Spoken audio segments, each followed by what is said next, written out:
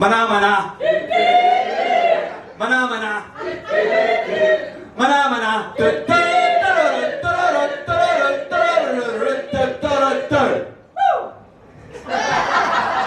Mana mana. Mana mana. Mana mana.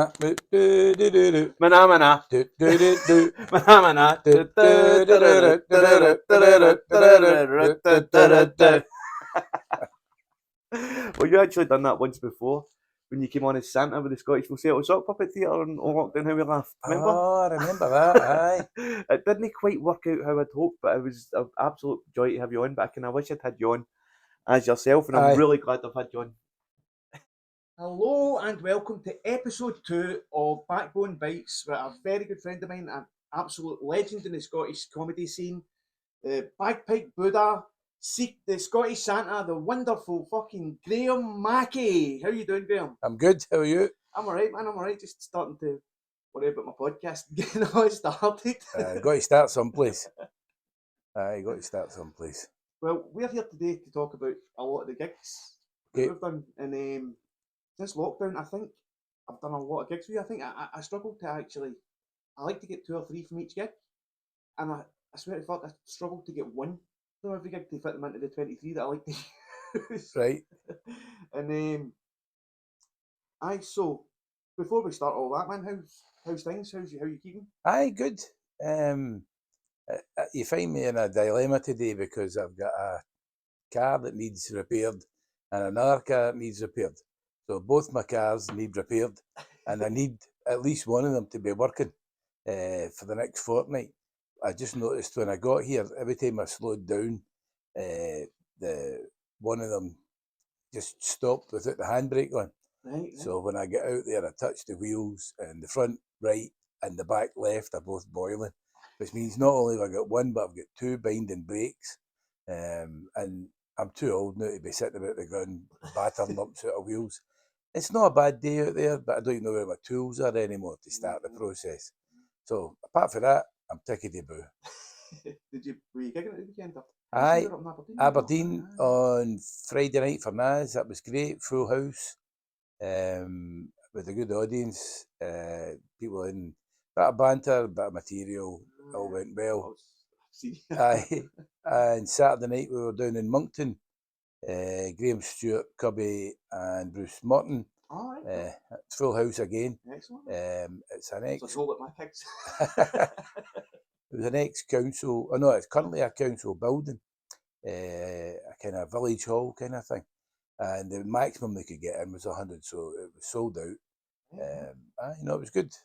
It was quite interesting because they had big long tables kind of running away from the stage, right. And it was like Gogglebox Live. They were all sitting about with their crisps and their pieces and their cakes and all that kind of stuff. So and that was a good laugh. Good laugh. The only gig I done at the weekend was Bungalow last night. Aye, how was that? It was good, man. It was good. I was talking about Alan. They were helping with the car, man. Aye. He fucking smashed it last night. He done Good. really well. I think that's the first time I've seen him gigging since last year. So hopefully we'll start doing a lot more, man. Aye. He always does really well. I always enjoyed his sets, man. Actually, it was at one of the gigs that we're about to look at. But I'll leave it till the slideshow comes. Right. So what's your plans for Glasgow Comedy Festival? Big plans during and after. Mackie's Bar's starting up. It's the Best of the Fest, it's called. Wednesday night, 7:30. Saturday night, 7:30. We've got all the lineups done. It's just a traditional opening act, middle act, closing act. Yep. We've got everything lined up apart from the last Saturday, where we've got an act booked in pencil, but everything else is nailed down. And thereafter, it's going to be every Saturday night, Mackie's Bar. It's a beautiful room, man. Aye. I'm doing 3 or 4 tracks. That's right. Aye. On the Fridays. Mm-hmm. I'm a bit worried about it because that's my age. But I think if there's anywhere in Glasgow that's going to be good to fire, it's there. Aye. There's a lot of passing trade. Yeah. Station, there's a lot of people. I do worry about a story about a very well-known flyer from Edinburgh who's got 20 years experience and done roughly 10 minutes of flyering in Glasgow before he got down in Union Street. Yeah, it actually happened. Aye. He's a really nice guy as well, he's a friend, man. But I 20 years in Edinburgh, flying all the time. Thursday night in Glasgow, punching the face. We need to alter his technique a wee bit. Well, I think maybe that's it. It could actually be that. He's like honed the skill of the Edinburgh. Aye. And Union Street, to be fair, isn't. I wouldn't approach anybody for a light from a fag. Never mind try to get them in a gig in Union Street. I didn't hear that story. There was a boy at the Edinburgh Fringe got a gun pulled on him. That was Ralph Brown. Ralph Brown, that's right. Was it a real gun at the end of the day? I don't know. Because we happened to drive by from Amanda and I were doing one down the Royal Mile, and we happened to drive by and we saw Ralph and we saw the cops, and we assumed that he just happened. We just assumed that he'd been standing nearby, but didn't realise he was the focus of the event. Well, I mean, I think it was a case that it was more like a stunt.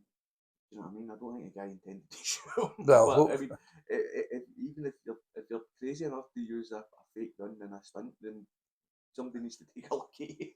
Aye. The person that's near the other end of that gun doesn't know if it's fake, loaded, no loaded. Audience or the venue. And if he was in America, he's lucky to still be here. Aye. Well, even here, the cops have been shooting things lately. Dogs mainly, but not humans. Lorraine was telling my partner, Lorraine was saying that she's seen her first staffy. Staffies or bullies. Oh, the XL bully. Oh, right, with the masks on. Aye. Aye. There was a boy on the telly the other day. He was the boy that pulled the dog off, that attacked the dog that got shot last week. Right. He was the boy that pulled the dog off, and he's got one of these dogs. And he said, it's not a dog, it's the trainer, it's the owner. It's always the owner. I mean, yeah. It's the way dogs are nurtured. Aye. I mean, at the end of the day, they're animals, and we need to respect that they're animals. Aye. And it's up to us. Aye, to train them properly. To train them and make them feel loved and safe, and we won't do that. Aye. Yeah. You're a dog guy, aren't you? Aye. I'm more a cat guy. I used to have a Bull Mastiff when I was a kid. I'm more of a cat person. I'm going to dog sit and cat sit next week. Is it? Aye, that's what I'm doing. Aye, 2 cats, 1 dog. A Tibetan Mastiff, 17 stone. So. Alright, so it's Alan again. It's Alan, aye. Very often. Honeymoon. Right. They're going on honeymoon and I'm going dog and cat sitting. Lorraine recently got a Pomeranian, and I call it a wee top walk. Aye. She's always going to be back in the morning and all that. Yeah, but it's Storm's absolutely lovely. Aye. But you want to see her, man, like anytime I go up to hug Lorraine or anything like that, she's. Aye, they can be a wee bit obsessive. But she's a really nice dog. Good. So, in a couple of minutes before I'm going to start the slideshow. So what's your kind of take on comedy post-pandemic? Well, it's certainly getting back to the same level, obviously, because it was restricted during the pandemic. And there's places opening up left, right and centre. Folk doing it left, right and centre. At the moment, Des McLean's gigs are absolutely on fire. I saw this morning he'd posted one of his gigs. It's sold out all the way to September, I think it is. Is that the sauna? Sauna, aye. Sold out all the way to September. Last I checked, it was April. Aye, well, he posted this morning. Sold out, sold out, sold out, sold out, sold out. And it's a great room to do. The audience are fantastic. I've done it the last 2 Christmases. I don't know why Des gets me in at Christmas. But it's great fun, and the audience are very comedy savvy. And they're selling tickets for they're sold out to September. I mean, you can't get any better than that. So it does run a very tight room. Aye. And he's got them all over the place, and they're all, because of the quality of the performances that he's got going, he's got the numbers that you could only dream of. See, I worry about that sometimes for Lincoln, because I like a kind of chaotic mix. But I've been thinking recently, it's maybe too varied, and I'm not focusing enough on trying to get a headliner, an opener, and like really, really strong acts. But the thing is, I don't really want to ask people continually to do it for free, pretty much. No, or bucket split. You can't guarantee a bucket. No. if you're wanting quality, as you know, you need Get money. what you pay for. Aye, aye. I mean, that's some of my gigs. I really like that, but sometimes I feel a sense of why would people come to see like 10 acts that are not all. It depends on, well, the audience, if they are prepared to accept it's brand new people trying things and you don't know quite how good it's going to be. If people are willing to go along and experiment, then fine. But often, I think if the audience aren't convinced that it's quality, they're not going to react as if it's quality. They're going to start heckling or no listening. No listening, talking, and no turning up. So it's a kind of self-defeating prophecy. I think that one of my shows as well with free tickets. I can never rely on my tickets because they're free. You know, but I mean, it's weird because I'm doing better for the Glasgow Comedy Festival at £6 than having a normal. And I know there's added dimension of the comedy festival. Aye. But it's weird. I'm like, maybe I should just charge a token amount. Well, if people think it's free, then I think they have a perception that it's not worth anything. And if you say it's £50, they're going to say, well, this must be worth something. If he thinks it's worth £50. So obviously you're not going to charge £50 for any night. Well, aye. But I think the public's perception of free means it doesn't have any value. They don't invest anything. Even if they've invested a fiver or a tenner, then they're going to come along with an expectation and they're going to pay attention. You know, but so often you've been in places and you can clearly see that you started comedy up interrupting people's conversations. I've been there all the time, right? And the expectation of people in pubs has to be clear that there's going to be comedy here. Right? And I mean, I remember vividly saying to a guy years ago, we're driving your punters out of here. Right? You're paying us and we're driving your punters out. We should stop right now. And he wanted comedy at all costs, and we kept going. And he ended up with a fraction of the crowd that he had to start with. And it was counterproductive. Absolutely counterproductive. Well, that's one good thing about ranking as well, man. It's they gave me the room on the nights that I got it. And it is, for all intents and purposes, a comedy club. And I'm learning how to run it. I would just like to fill it now. You know, it's Thursday, Sunday nights would. It's not the best destination for comedy, but the people that are coming, there's a lot of people that are coming that are regulars, and that they're not devoted to it, you know what I mean, but they're in for the long haul, you know. And it's good to see, but I have to get more people, which is partly why I want to do stuff for podcasts and photography, get out there and all that, you know. Knightswood's a wee bit in the periphery of the city. If you could build it for the local people to try and encourage their pals, I mean, if one person brings another, that's you doubled your audience. You know, literally sometimes. I mean, the worst we've had four audience. I was looking back last June. I can't remember doing the Fringe to an empty room. Well, we're going to talk about that. I mean, it wasn't technically an empty room. But 20 minutes I did to an empty room. That was a few years ago down Leith Walk. But I'm actually running a wee bit over time here, but I've been feeling bad about my material.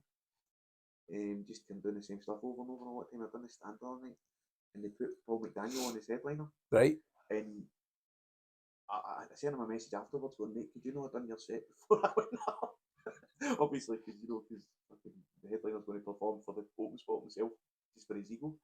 But watching Paul, man, some of his jokes I've known the entire time I've been doing comedy. And he delivered it with such gusto. The crowd loved every word. And I bet you there was a lot of people in that crowd that already knew a lot he said. You know what I mean? And it was a really good experience. And the reason I'm bringing up that now is because he says about he done a gig to the empty room. Hey, Paul. Next day there was one guy, so he knew what the mouth was spread. And then he left because he'd finished for charging his phone. No, I genuinely did it to an empty room. I think I might have done it on Facebook Live, although it's not come up as a memory. I talked to the chairs and I responded as if they had actually been speaking to me. Well, like Clint Eastwood, the chair with Barack Obama. After 20 minutes, After 20 minutes of talking to empty chairs, I thought that's enough. It was forlorn hope that in 20 minutes maybe somebody would walk in. And I would. Not if you're Robin Granger thing. Well, aye, that'd have been good. Aye, I could have said that the other audience member had just nipped out to the toilet. I would just watch out for any audience that come in wearing white coats. Aye, there's a few people have tried that. Oh, nobody turned up. Can I get publicity? I think Robin quite rightly made great stall out of it. They didn't plan it. Other people seem to be planning it. You know, it just happened to be that Robin was in the right place at the right time. He's a fantastic actor. I get it's watching Robin Granger, man. It's like a history of comedy. Sometimes he's just so animated, so passionate, and he's just a fantastic actor. Aye, he's a great guy as well. And his phone number's number 6 in the village. If Robin hears that, he'll know what I'm referring to. Right, all right, man, all right, so are you ready to have a look back at the past? Yes, let's have a look.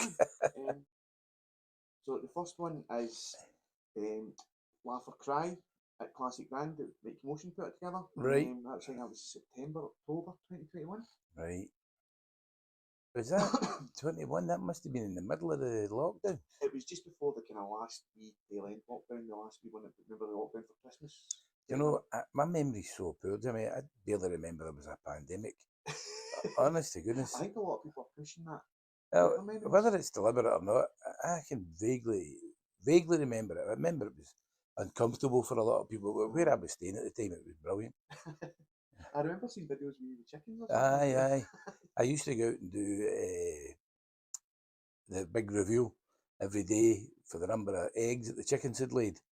And people were sending me messages saying, "This is great fun. We love watching you, the chickens," because I had chickens, goats, sheep, and all sorts of things at the time. So it was quite good. I quite enjoyed it. My camera keeps on my phone. So that's you again at Laugh or Cry? Aye, in the traditional Mackie outfit, khaki shorts. I'm in the process of trying to buy some more khaki shorts because I know people have been commenting I've been wearing long trousers. And I've seen that in a post in the forum. I know, who is this imposter? And Raymond said to me 20 years ago, nobody will ever take you seriously wearing shorts. So sometimes it takes a wee bit of a while for advice to get through. So I think it's indicating that you don't take yourself that seriously. That's right. As well. Aye. Well, what's the point? None of us are going to get out of this alive. I think the recent events with poor Mal going away, that you just have to live each day as best you can. Don't take yourself too seriously. Why bother? And if you can have a laugh along the way, all the better. That's my Uncle Lee. Aye. Friday was funeral. I was in the bus to Aberdeen, otherwise I'd have been there. 52. What a life force. And we did a hashtag show live in the Classic Grand a few times with the now not to be talked about Scott Gibson. And but we had a great laugh in there. The atmosphere was brilliant. And that's one of the ones for Donna Boyd, Freed Up, when it was in La Discoteca. Right. Me, you, Amanda Hussey, Susie McCabe, and Mikey Motion again. Yeah. Yeah. And who's that there? Mikey Motion. Is that Mikey? Is it? Aye. God, he's changed his hair. Aye. They were always a good laugh down there. Because you get away with murder. And that's you introducing Susie McCabe. Right. Looking very thin there. Me, I must have not eaten that day. Aye. That was a great wee room. Pictures I got that time, I remember commenting when I put them up. It was like, I'm just fresh off the set of the Scottish remake of Blade Runner. Because all the neon light and all that. Aye. I think at the start when I was taking photographs, I really enjoyed any kind of challenging lighting circumstance. Right. It wasn't necessarily what comedians wanted to see themselves. Well, you've taken thousands of photos, Jimmy, but what a great record it is. You know, people will eventually realise the benefit of. Eventually realised why I was putting about Well, that fucking camera. aye, but you know, people will go, oh, remember this, remember that, remember the next thing. You don't need to remember it because you've photographed so much of it, and then it's an actual record. You know, I say to people, you get any advice when they're starting out in comedy, and I say, aye, record your set, record your set, record your set. That's my. We're on to Granny Gibbs when I was doing a gig from Granny Giggles. Oh, remember that? Aye. You weren't actually on the lineup. That's right. I just turned up. The buffet. I came to eat the buffet. There's Claire Michael there. Aye, because I get the bus along. I know. I'm really pleased to see you. That's right. I get the bus along for Partick. I had a few beers, and I'm still wearing shorts in those days, so that's good. Well, it's September or something. Aye. But I've got to give a shout out to Duncan Neil Crawford, who made all the food for. Yeah. Every time I was in Granny Gibbs, it was brilliant. He made some cracking food, man. Yeah. It was absolutely amazing, man. Yep. He was giving Lorraine recipes all the time. Aye, no, it was good stuff. And that was a bucket of beer right in front of me there. That was a bucket of beer that I may have enjoyed too much. Maybe not let the acts get involved in it. That's how you get booked for the MC for the next week. The guys like that, who's that? And I'm always MC for next week. Just give free beer. I know, it's really nice time with Chris. Aye. And there you are, the following month. MC. Job, yeah. With a poster. That was quite a big room, that, if I remember. I think it was victim to what we were talking about you're invading space sometimes. Yeah, oh, there's no question. Because I remember that first picture a minute ago there. I'd sat at the back to watch some of the shows, and I heard people talking, and they're going, what's all this noise? And they clearly were there to meet their pals, have a blether, as people do in pubs, and the comedy was in the corner. So there was a disconnect between the person that booked the comedy and the audience that were in the room. They clearly weren't going to engage with the comedy. And it's difficult to get people to engage. It's a beautiful room. Aye, if you could have made it so that you could exclude the ones that didn't like that's right, because it's got that wee mezzanine level. Aye, it's and there you are in the vibe room. Oh, aye. Mikey Motion's up again, man, with the vibe room. Aye, brilliant. I see the Santa stuff's on there. Aye, that was we were throwing out tangerines and all that. Oh, things that. I've got my Santa sack, that's right, with irreverent presents. Aye. Well, the thing was, the stuff that was in that bag was just stuff that I found in my house. I'd have out-of-date pasta meals, and I would say, next a meal for two, and I would give them a box of cheesy pasta that was out of date, just stuff I found in my cupboard. And when I brought it out, I didn't know who I was giving to or what I was going to say about it. And sometimes it's been an absolute godsend. Other times it's just been funny, but sometimes it's been hilarious. But again, not taking yourself too seriously. Dressed half as Santa and half as if you're in the marathon. That was amazing. Right. Oh, it's the Bungalow. Bungalow. Oh, yeah. Bungalow. Yeah. Always a fun night. Aye. Last night, actually, man. Aye, and that's everybody's there for comedy. You know, the room's set up for comedy. Everybody's facing the stage. Richie does a good job getting everybody fired in. I think I was probably closing it that night. The funny bit is you can see me twice. You can see me live and you can see me on the telly, right? And when you're actually on stage there, you can watch yourself and not distract yourself too much for looking at the audience. And it's quite disconcerting to actually watch you on the telly while you're speaking. But you know that room's good for photographs. Aye. It's good for the screen above people. Right. The audience reaction, so you've got the audience reaction below. Aye. And you know, whatever's happening on stage above it. But loads of times as well, Richie stands up and he puts his face, I don't even know if he needs to half the time, or he didn't at the start. Right. And his face fills that screen, and you're like, oh, that's an amazing picture. Aye, brilliant. Oh, that's Nige Fest. Oh, Nige Fest. That was Fest, what a scream that was. Where was that? Was that? That was Ayrshire. Ayrshire, was it? Alistair Shields'. That's right. That's right. It was a charity thing, wasn't it? It was way out in a field. Have I got a shirt and tie on there, Jim? No. It's just a jumper. And the shorts. And the shorts, right. Dark shorts there, the khaki ones must have been getting washed. You can see the guy's face smiling. Aye. Well, there was a wee boy in the audience that day, and whoever was comping had tried not to say anything inappropriate for a wee boy, being in the audience. The wee boy was maybe about 9 or something like that, 8 or 9. And when I got on, I just started talking about a curriculum for excrement. And the wee boy didn't understand what I was talking about, but the adults did. So that was a good laugh that day. It was in a tent, wasn't it? In a wee marquee thing. We did it back. That's Arthur. Arthur. I think you introduced me onto the stage. Oh, Arthur, Jimmy. Is that a red t-shirt I've got? That's a pink t-shirt. To be honest, see around about this time, I upgraded all my software. Right. I just upgraded the software and I get access to all these filters and all that I never had before. Brilliant. I'm not that proud of them, all the photos back then I used to. I've started really muting the colours a lot more since then because I think I prefer it desaturated.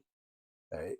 I don't know, sometimes I look back at some of those photos and I'm like, well, it shows the busyness of the place, all the drinks on the table, everybody looking at their mobile phone, no paying attention to anything that's going on. That's the ultimate room for what we're talking about. Absolutely. It's a great room. It's a lovely room. Fantastic room, but the way it's... sweet and sunny work really hard at it as well. The way it's organised, just maybe a wee bit of tweaking. But the headliner always gets a good crack at the whip. And that's, again, Harter. So I mean, that's a much better photograph, just black and white. Yeah. There's not so much of the crowd in it, but I just prefer that to the... and I can see I've got long trousers. This must be the transition, Jimmy. Oh, it's a fancy dinner. It's a fancy dinner, better than trousers. I mean, jogging trousers, so it was, as you say, transition. Transition. And I've not got a drink in my hand, so I'm probably sober at that point. I'm sober, what the fuck am I doing with shorts? What happened to my shorts? Where are they? The reason I didn't have them is because they were so thin, right? And I'm finding it difficult because I like shorts with specific pockets that I can close, and I've been difficult to get them. I'll get them for the summer. I'll definitely get them for the summer.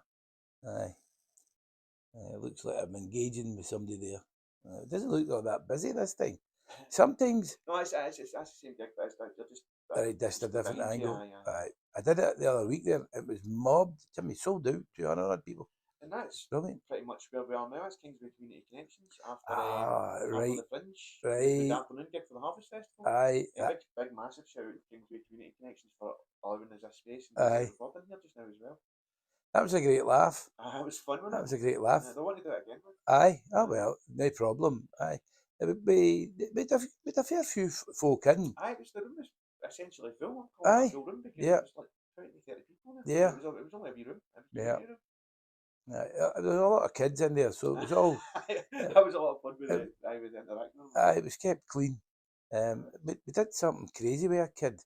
Well, actually, there was a couple of pictures there, man, but don't worry about them. There's a couple of pictures there, but obviously there's been that many gigs, mate. I'll get back on to talk about them. But no, the kids were a good sport there. They were, man. The adults, it was a bit like Panto. It was on 2 levels. There was stuff for the kids to laugh at and stuff for the adults to laugh at them. And there it is, the Fringe. The Fringe, that's the one with the one guy that was audience that turned out he was an actor. That was his... Singing opera. Joe the Italian Stallion. Oh, that's right.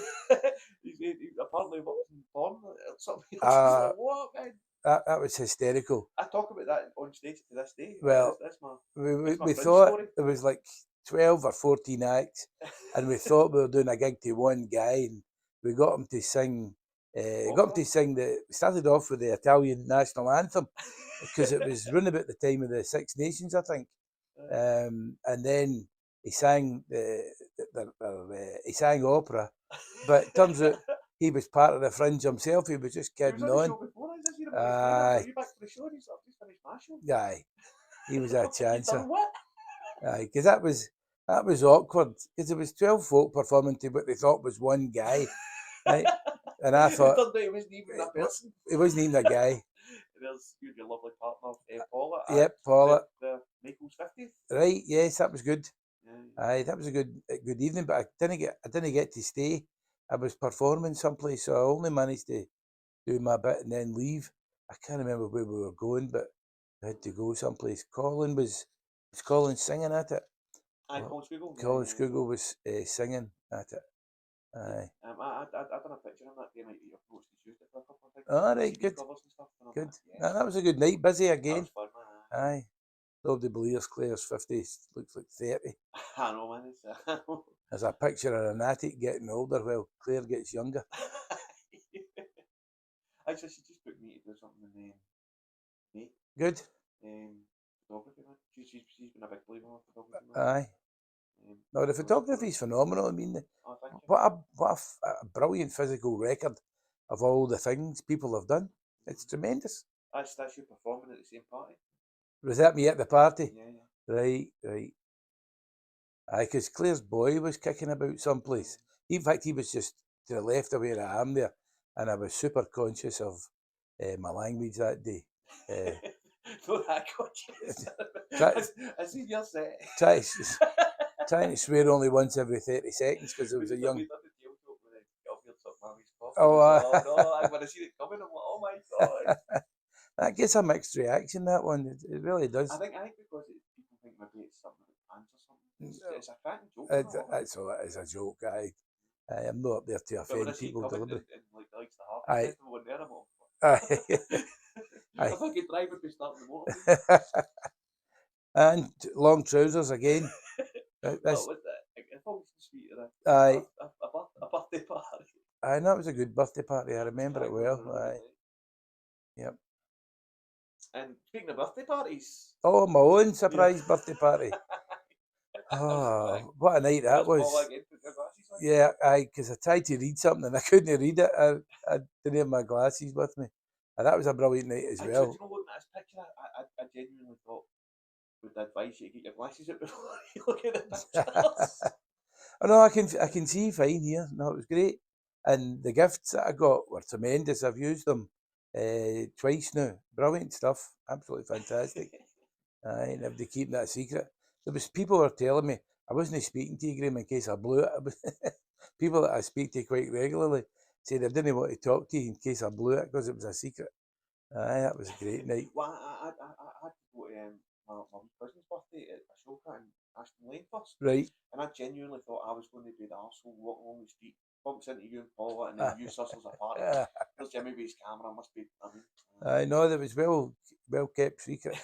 You're blowing out the cake. The candles. Which I have to admit, that was posed, and I just my battery ran out. Just right. Blow out your candles, and then Aye, do it again. I was joking. Aye. And I think that's possibly the best photograph I got that night. Aye, well, it bothers me that I'd staged it. Well, the sad thing is about that cake, I never tasted that cake. What? No, I never got a bit yet. No, I don't know what happened to it. We didn't take it away. So presumably, probably everybody else had a bit yet. I'm letting Lorraine hear this podcast. She'll phone them and go, it's definitely Jim. We let all the balloons go outside, all the 65s, one at a time. I think somebody's got a video of it. They just all shot up into the sky. Aye, that was St Vincent Bowling Club. Aye, that was a good night. And there's me, you, and Richie McMahon. Right. Same party, man. Brilliant. Certainly, the black and white certainly adds a mood to the atmosphere, doesn't it? When you do things in black and white. I love it in black and white, but I realise that people like a bit of colour. Aye. Well. But I mean, even a lot of my colour ones now will be saturated. Aye, but the contrast, you know, when you see things in black and white, it's brilliant. The thing is, I'm sort of purposefully not learning things that people think that you should be learning in photography, because I think it is punk photography. Aye. I think I'm finding it the three chords, and I'm just trying to be expressive as I can. Well, blaze your own trail. I mean, I think in one hand it is kind of stopping me getting more professional gigs, but the professional gigs that I'm getting are kind of almost tailored to me. Aye. You know? But your portfolio must be huge now. I'm making slideshows every day. I'm determined to make a slideshow every day. Aye. I realise how just the breadth of photographs I've actually got. Aye. And the quality of them, as you say, you're learning more and more each time. This is you just coming in for the party. Oh, right. The bar in the background there, I see it. Aye, with my yellow gloves on. I haven't seen them since that party. I don't know what's happened to them. I could see a picture of somebody with yellow gloves walking away with a cake. Paula calls them my marigolds. Look, the future, there's no the one-armed man, the man in the yellow gloves. I bought them so I wouldn't lose them, and I've managed to lose them because I've got loads of gloves in the house, single gloves, left and right-handed singles. They don't make a pair. Aye. I was so fun seeing your face. Aye. I was expecting to MC a gig. Susie was meant to be headlining, and then to get there and everybody standing. It was brilliant. It's a really nice night. Aye. We all got rolls and sausage as well. But Scott, you disappeared before the rolls and sausage. Did you make any sense? Scott was closing. I think he was closing Blackfriars that night. Right. Aye. And that's Stu Who's benefit gig. Oh, yourself, right, yeah. Stuart Mitchell, Gary Meikle, Bruce Brilliant. Morton, Parrot Hara, Yeah. and of course Fred McCauley, the host for the entire night, and me at the end. Brilliant. Yeah. That was a great thing. That was a there. fantastic night. Aye, 3,120 quid was and raised. I up on stage, but you wouldn't let me do a 5. I know, that was great. Yeah, but nobody took a penny for doing it. Everybody did it for nothing. And of course, man. Stu, who's coming on, I spoke to him the other day. Phoned me up on Saturday, I think it was, and he's standing up, so he's making good progress. That's amazing. Aye, when you consider where he was a fortnight ago. Aye, on the night gig, he couldn't come. He couldn't even come over. Colin was going to bring him. He couldn't manage. No. And that's what I was just talking about, me on stage. Right. If you look closely, you can see you at the bar. Right. Aye. That's Fred Compion, isn't it? Fred Compion, and standing behind him, feeling very strange. But I did get some really good pictures. No, that was brilliant. Got a wee video as well of the crowd. Aye. Did we get the crowd to say something? No, I think we just got a kind of standing ovation. A standing ovation for Stu, that's right. Aye. 188 people in there. That was good. It was a great night. Aye. I'll tell you what's a banging wee venue, man. It can hold 250. It can hold 250. Yeah. It was good fun. That's the first time I'd ever actually sort of spoke to Fred as well. Aye, well, Fred's a brilliant compier, consummate professional. Aye. Seen him a few times recently at the stand and all that, but I've never really had a chance to speak to him. Aye. I got a photograph of his cap on the backstage microphone. Right. No. Oh, that's another from that night. I think it's my favourite from that night actually, because it's Fred, you, and Jay Lafferty. Right. And then good. Just before that, Fred had been trying to get in the door. Oh, and I was like, it looked like a fucking picture from the Muppets Take Manhattan or something with the safe crackers. Well, the chap told Fred and I the combination, right? And Fred tried it first. Well, Fred tried it first, and after a few attempts gave up. So I tried it next and gave up. And we eventually get the guy back. As you say, I've got a record on those. we get the guy back and we just get him to open the door and we put a chair to stop the door closing. Jay was hosting the stand that night. So she opened and then went round to the stand. The quality of that night was unparalleled. Aye. And it was great. Aye. It's the first time I'd actually seen Stuart Mitchell set as well. Aye. And that's us at the very end. Oh, right. Of yours, man. Aye, that's a belter. Actually, you posted that up after the gig. Lincoln Laugh's first birthday. Yep. You posted that up, but the one that you posted up was more focused on Raymond. Right. But obviously, I got you that printed for your birthday. Aye, that was brilliant, Jimmy. Thank you very much. That's all right, man. It's my pleasure, man. I went back through the pictures and got one where you were more focused. Right. Because that actually, I was talking to the guys in Lincoln the other day. I'm going to get a couple of these printed up. Right. Oh, brilliant. For the Glasgow Comic Festival. That'll be great. Aye. Raymond and me talking nonsense as usual. That was such a good night, man. Aye. There was only 14 audience in, man, but it was a really good night. I remember. I apologised to Raymond before he went up. I said, I'm sorry, there was only 14 people there. He was like, that's alright, Jimmy. I get paid the same anyway. That's right. Just before he went up, I went, well, actually, about that. The look he gave me was amazing. Aye. But tell you what, man, that's something I would pay to see in an empty room. Oh, aye. And that's the end of the slideshow. Slideshow, fantastic. So, any kind of thoughts on it? Well, my biggest thought, Jimmy, is there was one there where I had obviously lost a lot of weight, and I was talking to Susie, and then towards the end, I must have put it all back on again. Well, wait till you see the podcast. Oh my God. My God. And I remember vividly how difficult it was to lose that weight. Nobody complimenting me. And I don't know what the illness is called, whatever it is, but there's something deep-rooted that makes me behave in a way that's almost like self-destruct, because I don't know what my weight is now, but I know it's nearly 23 stone. At that point, it was 18 and a half. At the latest there, it was 18 and a half. And I remember vividly when I started work in the early 80s, at 14 and a half stone, thinking I was overweight then. And I've fought with it for over 40 years, and I'm in a worse position now than I've ever been. And whatever's wrong inside my head, I can't help it at the moment. I start to eat, and the process of eating consumes me. As I consume things, it consumes me. And I mean, the doctor said me, what do you call it? It's Weight Watchers? No. Slimming World. Slimming World.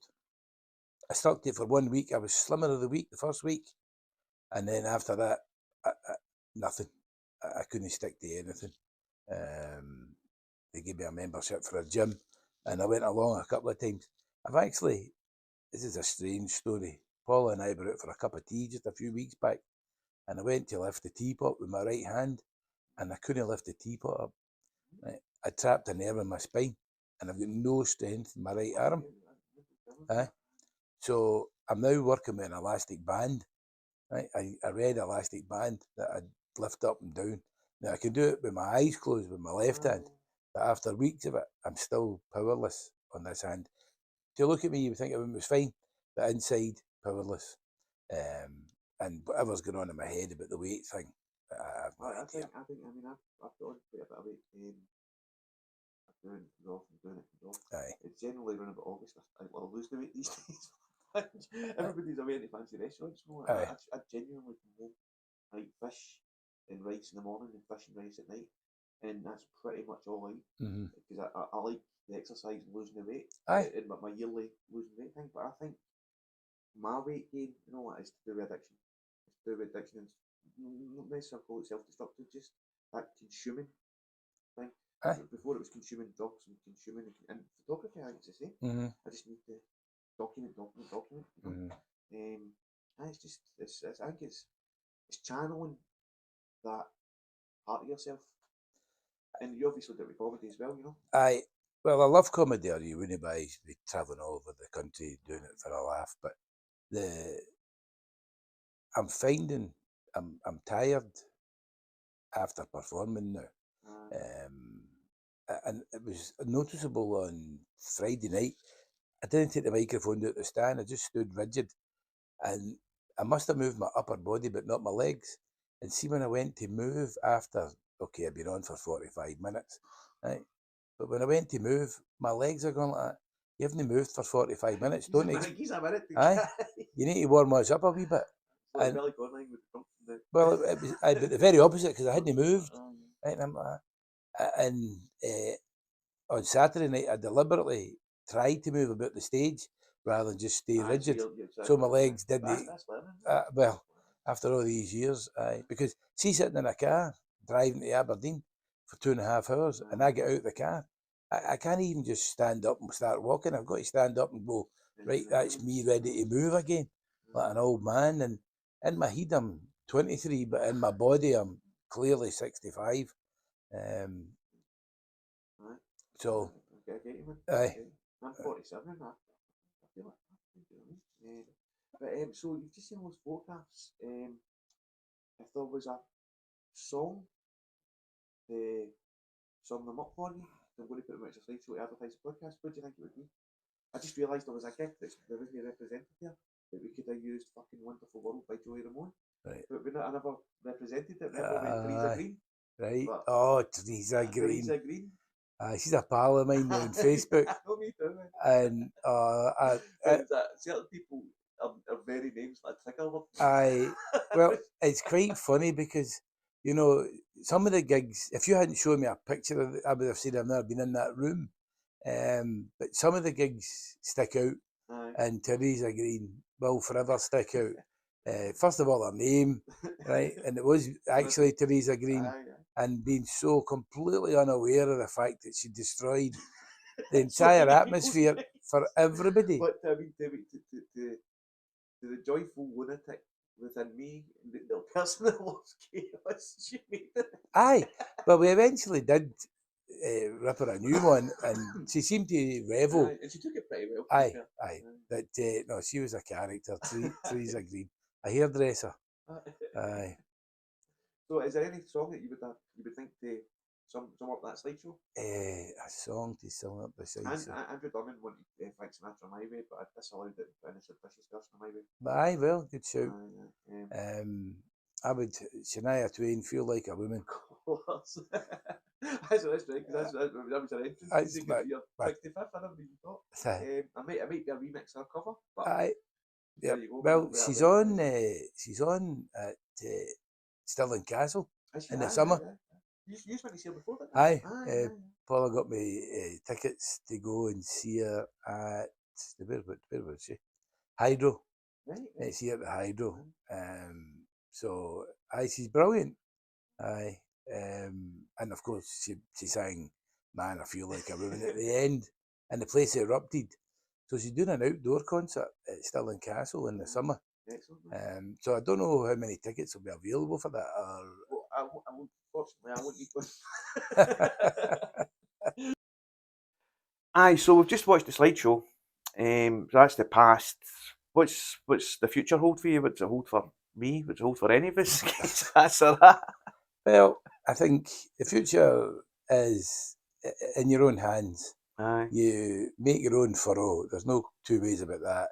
I've seen so many people come, go, come, accelerate, come, disappear. And I think it's down to, in this game, each individual to put their own best foot forward as much as they can, wherever they can. How you go about it varies completely. Certain doors are open to certain individuals, certain doors other individuals don't even know exist. Aye. And won't get an opportunity to see in that door. Aye. But that's just life. I think a lot of that kind of breeds a culture of expectation. Sometimes with some in comedy, people kind of come in the door and they think there's a path that they're meant to take, and if they don't see those doors, or they get the indication that there's a door that they're not seeing, they think, oh, that's not for me, and it's a wild and crazy landscape out there. There's so much that you can do. Aye, you can. Aye. I mean, some people come in and they do 2 gigs at the Stand in a Red Raw. Aye. They're blowing the roof off the place to 200 people, and they think the next step's the Hydro. Yeah. And it's some people it is if they're lucky enough. Other people that might be the pinnacle of their career, and it's all downhill for there. Well, I mean, my first gig was an absolute belter. I didn't get as good a one again until that was October. I didn't get as good a one again until the January, and I wasn't even able to do Red Raw until August, by which point I'd done 100 gigs. And I don't know. Like, I think you've talked about being the wrong demographic. I think I'm the wrong demographic, but I'm the right demographic for me. God damn it! You're the only demographic for you. So I think I've kind of enjoyed the path I've had to take. And I mean, I've obviously not enjoyed the pandemic and lockdown, but looking back, I rose to that challenge, and I'm glad I did. And I came out of it ready. Aye. But it's a hard game, this, man. Well, if you take yourself too seriously, it will be, and you'll get fraught over it. Aye. If you just do your best every time you perform, then so maybe like you're doing away with the short trousers, and it's time for me to pick them up. No, having seen those pictures there, I'm getting my shorts. I'm getting onto Amazon Prime. I think that night in the Vibe Room as well, the shorts made. Is that the shorts in the Santa suit? Shorts in the Santa suit made the character. Well, people see me, the image, and I can't remember who it was that said to me. It might have been Stu who that said years ago that you are not the same as the audience. You're the person that's standing up there. So you have to look, perform, act differently. And I think my image, probably including the shorts, which I've got on today, but it's a more casual pair of shorts, it separates me from a lot of people. I was in a bed and breakfast on Saturday morning in Aberdeen, and an American chap said, "Oh, I was out last night and I'd seen a lot of folk." He said, "But I remember you." Right? So this guy who I'd never met before said he remembered me from seeing me out in the street. So you're memorable in that way, just by my physical appearance. That, you know, and there was a guy pulled up alongside me in a car the other night, and I hope he hears this. This was Saturday night. Pulled up alongside me, rolled his window down. He was the passenger. Rolled his window down, and then waved to my window. So I rolled my window down, and with all sincerity, he said, "Do you know that you look like Santa?" And I looked across at him, and I didn't say anything. But he started to apologise. He's like, "I'm not the first guy to say that." "Sure, I'm not." I said, "Mate, you're not even the thousandth guy." Not even the first guy in the past 20 minutes. That's right. You're not even the first guy today. You're not even in the top 20 today. So he obviously felt like a fud. What he thought was a genuine, "Oh, do you know you look like Santa?" As if I'm like that. Maybe he was starting to pitch to be your agent. Oh. And it was the back of 12. I was just driving home after the gig in Moncton, and I just looked across at him, and my facial expression must have said "fud," because usually I say "ho ho ho," you're a pure laugh, whatever. But he actually took the time to roll his window down, get me to roll my window down, and say, "Do you know that you look like Santa?" To somebody that looks more like Santa than goddamn Santa does these days. So, thanks very much, mate. You just drive away in your fancy BMW. So we spoke a bit earlier on about your plans for the Glasgow Comedy Festival. Right. What about the rest of the year? What's what gigs you're on? I mean, I kind of know what gigs you're on, but well, there's the Burns South. Burns South, that's the first Monday. First Monday of the month in Renfrew. Scott Agnew's the headline for this month. And there's Sweeney's on the Park in Shawlands, first Thursday of the month, and Scott Agnew's the headline for that. Right, cool. Ivory's going through a transition at the moment. Right. So I don't know where that's going to end up. That's a fantastic run, but it's not always the busiest, but it's to me, when I went last September, it was like coming home. Aye. It was well, coming home. It's got a pedigree. Aye. It's got a history. And like the chaos you were talking about earlier on, it certainly contributes to the chaos. Aye. Big Gary would come in and say, "How long's this idiot on for, Graham?" And I'm going, "No idea. I have no idea. We'll see how long they choose to do." And the Hobbit would be playing his kazoo, and it was just a melting pot of chaos in there. Fun. And it was, but the idea is we started early so we could finish early. But we started early and we ran right through to midnight every time it did. The earlier you start, the more. Well, that's right. More people come along. Sorry, we're not starting at 10 o'clock. People would just turn up and say, "Can I get on, Graham?" "Aye, on you go. On you go." And eventually we didn't have the headliner on at the end. We put the headliner on near the start so they could have an audience. And then off you pop. And then we could just continue with the chaos. So that's, and then Maxie's Bar in Queen Street. I'll be the Saturday night. Yep. Excellent. So we've got a few headliners. Every Saturday night, yeah? Every Saturday night. Stuff, man, excellent. We've got a few headliners booked in for that at the moment, and we'll be building on more. So what about the Fringe? You get anything for the Fringe this year? No. I ended up no well, Jimmy, last time. I ended up no well, could hardly speak, kept going. We did one in the afternoon and one in the evening at a 5-hour wait in between times. For me, almost the best part of it was the flyering. Having a laugh with the folk in the street, blathering to them, talking garbage to them. Because you were ad-libbing all the time. But it got to the point where I was pretty much shattered by it.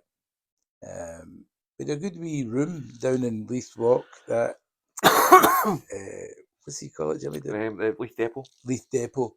But that was a bit of a struggle to fill that. Aye, but I think going forward, as Leith gets more developed, that'll be a reasonable venue down there. Aye, I mean, it's a lovely venue. Aye. It's a lovely venue. It's just for the Fringe being in Old Town and New Town, it's not really. No.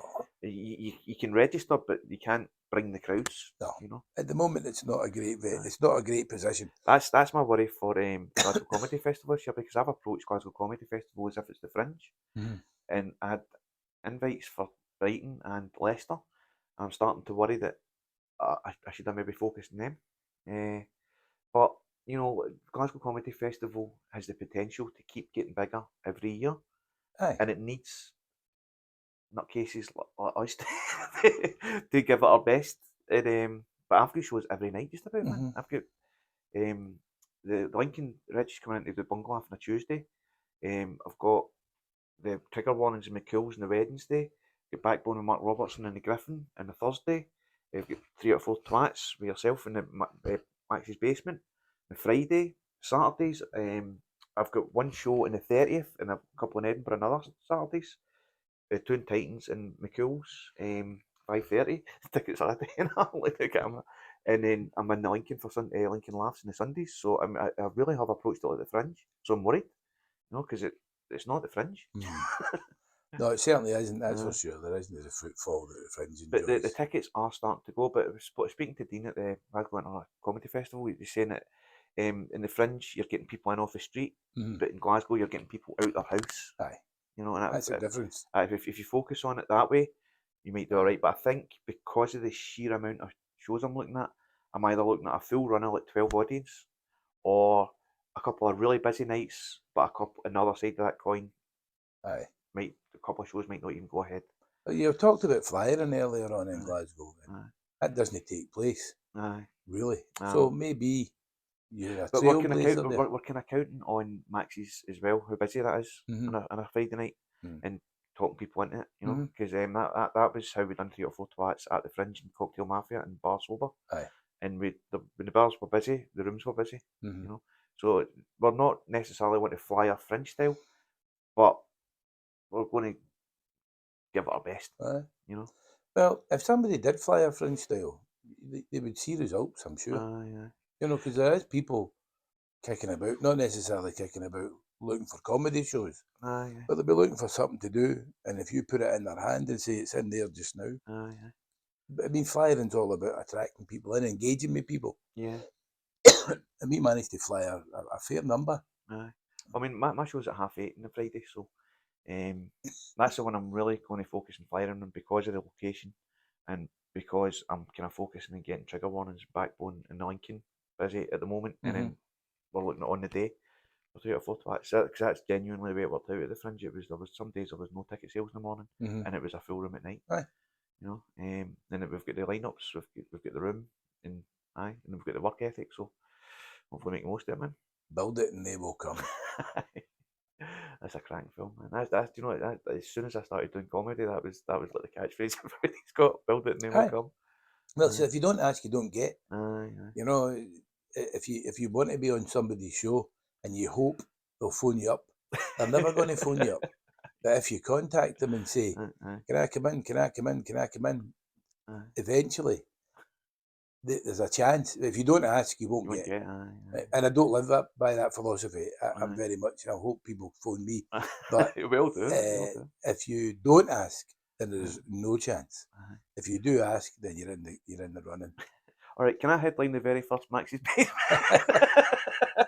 Steve Buchanan's headlining it. All right, well, I'll concede that he's a wee bit better.